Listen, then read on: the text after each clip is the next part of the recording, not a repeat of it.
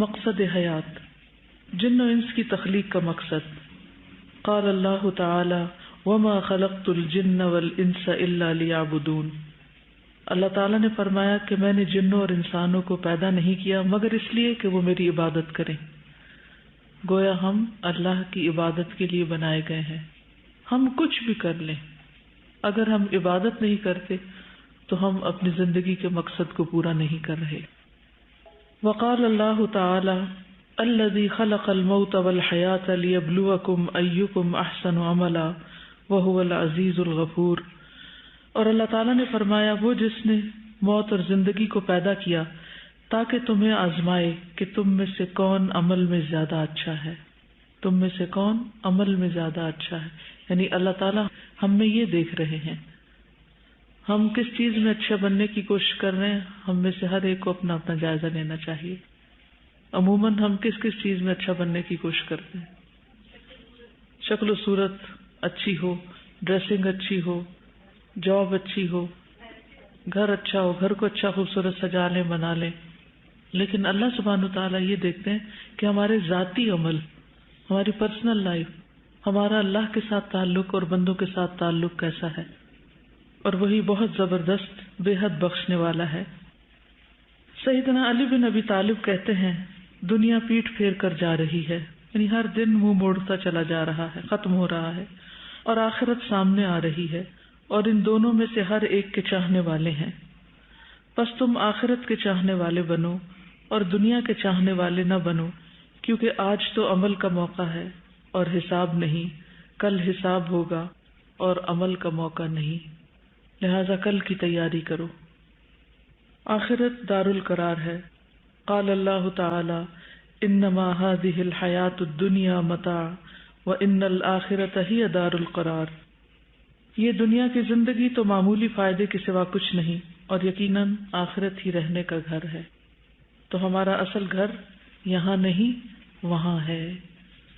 ہم ان گھروں کی فکر ہر وقت کرتے رہتے ہیں اور انہی کے لیے اپنی جان مارتے رہتے ہیں، جبکہ اصل گھر کہیں اور ہے۔ ہم تنکا تنکا جمع کر کے یہاں کے آشیانے بناتے ہیں، جبکہ معلوم ہے کہ موت کے طوفان اور آندھی نے آ کر وہ آشیانہ گرا دینا ہے۔ اپنے آس پاس کے لوگوں پر نظر ڈالیے، کتنے ہی گھر ختم ہو گئے۔ اپنے نانا نانی کے گھر کو دیکھیے، دادا دادی کے گھر کو دیکھیے، ایون بہت سے لوگ ایسے ہوں گے کہ جن کے اپنے والدین کا گھر، ماں فوت ہوئی، ساس فوت ہوئی تو دونوں گھر ختم ہو گئے۔ اسی طرح جن گھروں میں آج ہم اپنے بہن بھائیوں کے ساتھ ہنستے بستے ہیں اور جس کو گھر کہتے ہیں، کچھ عرصے کے بعد یہ نقشہ بھی بدل جائے گا اور یہ گھر بھی ختم ہو جائے گا۔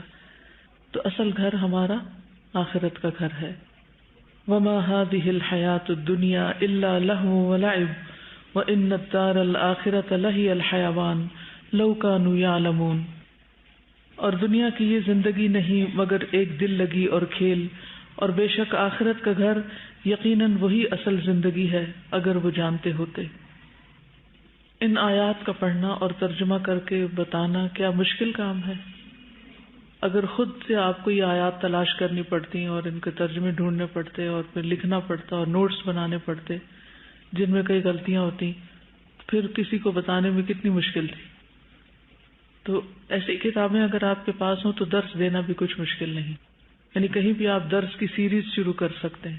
اپنے گھر والوں کے ساتھ مغرب کے بعد بیٹھ کر ہر روز ایک ایک چیپٹر آپ اس کا پڑھ سکتے ہیں۔